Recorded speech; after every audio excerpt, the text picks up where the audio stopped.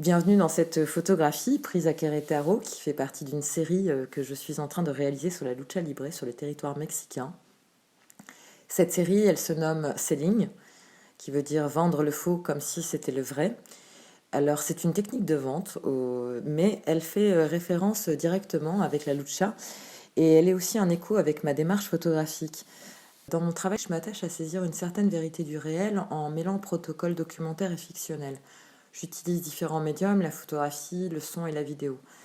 Une création varie entre 1 an et 3 ans d'immersion. Je parcours, j'observe le territoire afin de prélever des atmosphères, des ressentis, de vivre au plus près de ce que je photographie.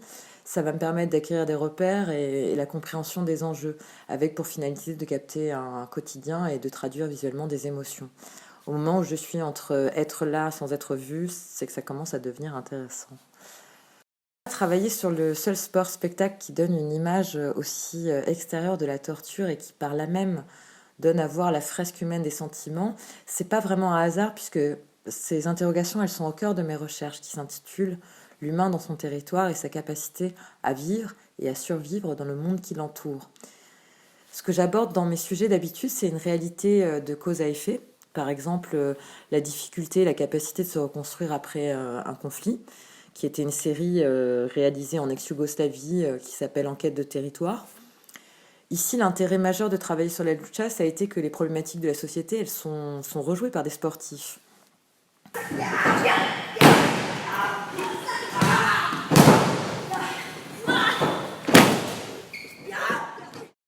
Note de carnet, 35e jour d'immersion, 25 décembre, il est 22h. Filant à toute berzingue, assise entre 3 balaises à l'arrière d'une Mustang, nous nous rendons à un autre combat. Un enchaînement sans fin qui me demande un abandon total. Ne jamais se poser la question du pourquoi on est là, contempler, se laisser porter par la quête. Moment délicieux du lâcher-prise qu'implique la pratique photographique. Et contre toute attente, après des heures et des jours de patience, ce soir-là, je photographie Blue Demon en robe de chambre bleue. Et surtout, ça y est, je suis rentrée dans l'univers de la lucha. Je suis trimballée et acceptée dans les loges. Agencer, remanier, trouver le sens, border l'épuisement, être dingue de lumière, se perdre dans des endroits inconnus.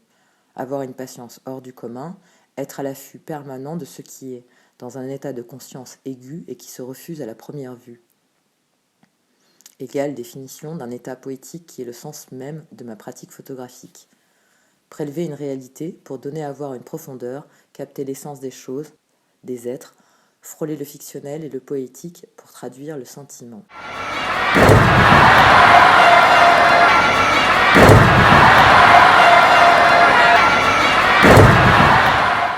Quand je décide de réaliser cette série sur la lucha, je suis face à une méconnaissance du sujet et Le monde où l'on catch de Roland Barthes, son ouvrage Mythologie, sera un guide de première survie dans la compréhension de cette pratique et il va me permettre de faire le pont d'une culture à une autre. Lui, il décrit le catch comme un spectacle excessif, une comédie humaine similaire à la comédie italienne. Pour lui, ce n'est pas un sport.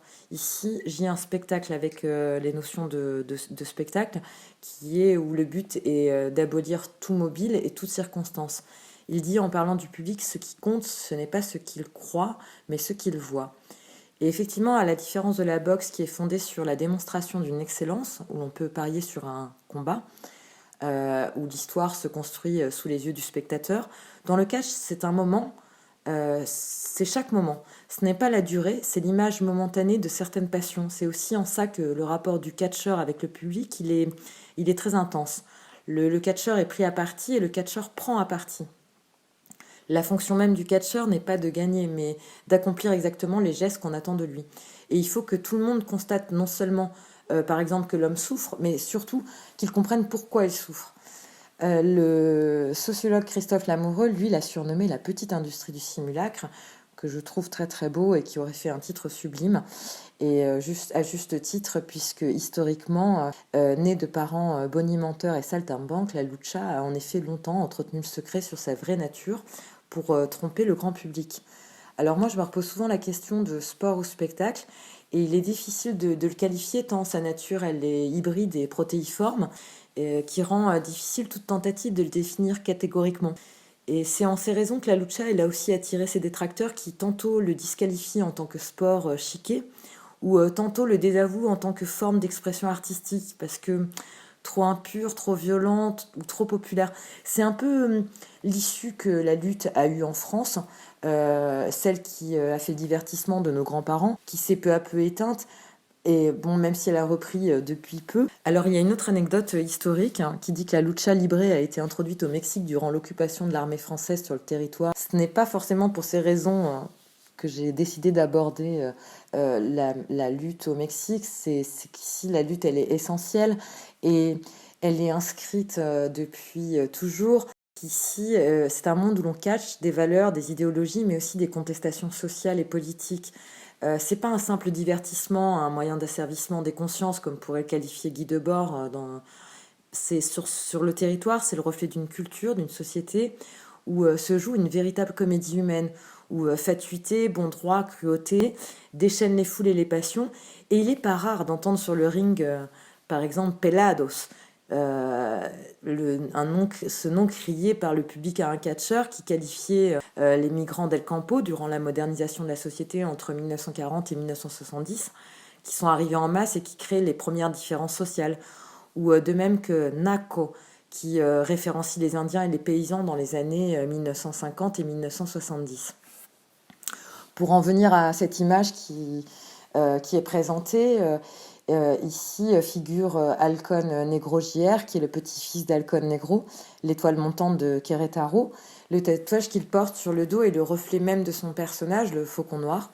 Et avec cette image, je tente de figurer que l'humain se joue d'une autre vie, cette transformation qu'il opère avec facilité dès lors qu'il enfile son masque, ce masque qui représente la vie du luchador, et qui s'attachent aussi aux traditions les plus anciennes et qui leur permettent de se transformer, exerçant ici une dualité entre ce qu'ils sont et ce qu'ils souhaitent être, donc souvent hommes, dieux, démons, animaux, afin de livrer au public un spectacle rythmé de différentes postures de partition iconographiques de la douleur, de la défaite et de la justice, qui est le reflet de nos vies.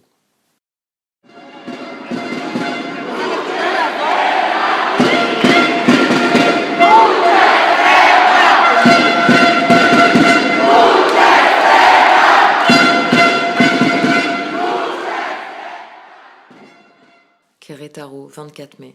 Ici naît une violence extrême sous le joug du théâtre et de la comédie. Sous le vrai du faux, la bataille se mêle à l'ego, sous le regard effrayé des enfants et le sourire des grands. Dans cette série, je livre ce petit théâtre qui devient pour moi la mise en abîme d'une relation somptueuse qu'entretiennent ces êtres humains avec le monde qui les entoure afin de raconter, au-delà d'un sport, le spectacle d'une société. Je vous remercie.